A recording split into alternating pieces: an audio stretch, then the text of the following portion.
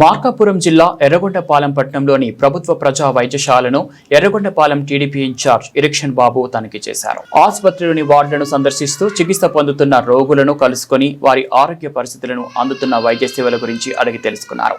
అలాగే రోగులకు అవసరమైన మందులు అందుతున్నాయా లేదా అన్న విషయంపై కూడా ఆరా తీశారు. ఆసుపత్రిలో పరిశుభ్రత, వైద్య సదుపాయాలు, రోగులకు అందుతున్న సేవలను పరిశీలించిన ఆయన ప్రజలకు మెరుగైన వైద్య సేవలు అందించడం ప్రభుత్వ బాధ్యత అని పేర్కొన్నారు. రోగులు ఎలాంటి ఇబ్బందులు పడకుండా అధికారులు నిరంతరం పర్యవేక్షణ చేయాలని ఆసుపత్రి సిబ్బందికి సూచించారు. అవసరమైన సేవలు అందేలా చర్యలు తీసుకోవాలని తెలిపారు.